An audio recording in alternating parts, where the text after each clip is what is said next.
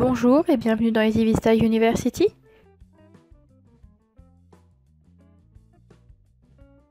Aujourd'hui, je vais vous présenter un nouveau template, l'Executive Dashboard. Tout d'abord, comment se procurer ce template? Vous trouverez ce template dans la galerie des templates disponibles sur notre wiki, sur la page Executive Dashboard Template. Dirigez-vous en bas de la page pour procéder au téléchargement des différents éléments dont vous avez besoin. Tout d'abord, vous avez besoin de télécharger le thème ou les thèmes des apps qui vous intéressent, le thème poste de travail et le thème version mobile.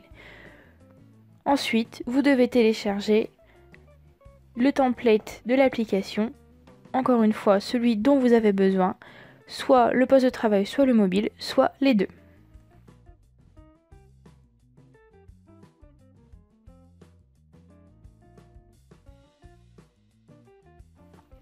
Une fois les thèmes importés, avant d'importer les applications, utilisez l'éditeur de thèmes comme suit pour éditer les deux thèmes, Executive Dashboard et Executive Dashboard Mobile, afin de changer le paramètre de publication de privé vers public.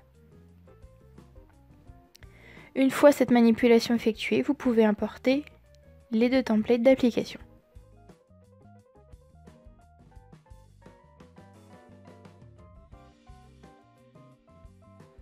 Voyons maintenant comment se présente cette application. Tout d'abord, sur la page d'accueil, vous trouverez une synthèse des indicateurs les plus importants à votre activité. Vous trouverez en top indicateurs des jauges avec des pourcentages, des KPI avec éventuellement des indicateurs de variation.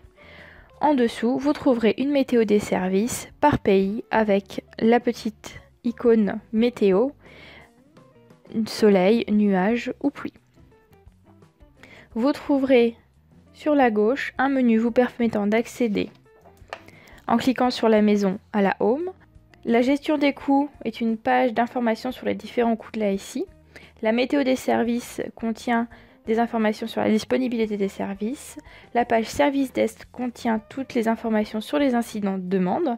La gestion des biens contient toutes les informations contrats, serveurs employés de vos différents biens. Et enfin, la page projet vous donne toutes les informations en cours sur votre projet, comme la localisation, la météo et les nombres de projets en cours. Cliquons sur la page de gestion des coûts. Cette page contient des indicateurs KPI du mois en cours avec pourcentage de variation sur le coût total du service informatique et sur le montant refacturé par le service informatique. Ceci sur les deux indicateurs qui se trouvent à gauche. Sur les indicateurs centraux, vous allez trouver le tableau de coût des incidents, demandes de service, problèmes, avec pour chaque le coût minimum, le coût maximum, le coût moyen et le total des coûts. Coût minimum étant en bleu, maximum en vert, la moyenne en orange et vous trouverez en rouge la somme totale des coûts par section. À droite se trouvent les coûts pour les licences, les coûts pour les équipements, les coûts pour les contrats et les coûts d'infrastructure. Il s'agit à chaque fois de sommes. Concernant la météo des services, vous allez trouver le taux de disponibilité, ici de 99,94%. À côté, vous trouverez, de la même façon que sur la page d'accueil, la météo des services avec les icônes soleil, nuages et pluie. Et vous trouverez en dessous de la météo les indisponibilités actuelles avec, lorsque vous cliquez sur l'indisponibilité affichée, ici par exemple la messagerie, un accès direct vers la possibilité d'appeler le responsable en charge de ce problème. Passons maintenant à la page Service Desk. Sur cette page, vous allez trouver le nombre d'incidents en cours en attente, le nombre de requests en cours, un KPI sur la satisfaction client, la répartition de la charge totale de travail par groupe et enfin la répartition des procédures sous forme de camembert. Encore une fois, sur les indicateurs du top, vous pourrez afficher des pourcentages de variation si cela est nécessaire à votre activité. Sur la page de gestion des biens, vous allez trouver des informations sous un format différent, avec toujours en top les KPI, le nombre total de contrats en cours, le nombre total des biens, de serveurs, le nombre total d'employés, avec toujours l'affichage de la variation en pourcentage. Vous allez pouvoir localiser vos actifs sur une carte sur laquelle vous avez la possibilité de zoomer pour voir au plus près ou de dézoomer pour avoir une vue plus globale. Vous allez ensuite trouver 3 tableaux: la répartition des fournisseurs, la consommation d'énergie par fabricant. Donc vous allez avoir plusieurs colonnes qui s'affichent, et notamment la consommation en kilowattheure et le pourcentage d'activité, mais également la consommation d'énergie par actif si vous souhaitez entrer dans une phase de comptabilisation de l'énergie utilisée par vos employés pour une réduction de celle-ci.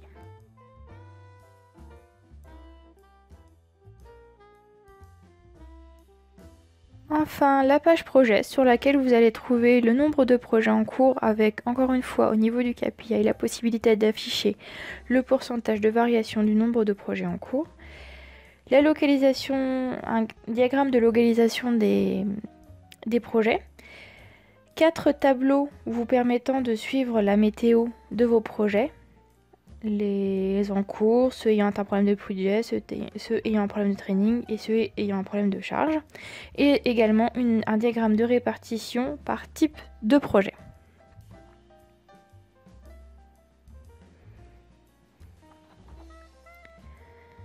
Concernant les météos de service, il faut mettre en place une certaine mécanique au niveau de Service Manager pour que les petites icônes de météo puissent s'afficher. Cela sera valable pour tous les endroits où vous allez trouver une météo. Ici, vous voyez dans mon widget, lorsque j'édite le code, je vais chercher dans mon data source une certaine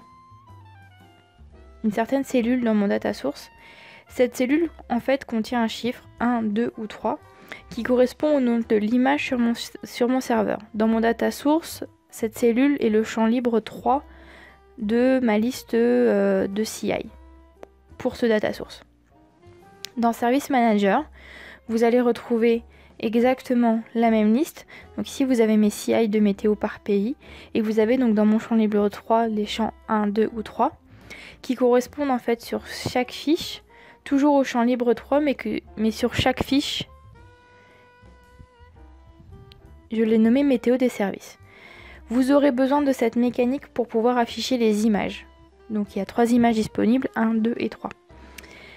Si vous ne souhaitez pas fonctionner de la sorte, il faudra modifier le widget.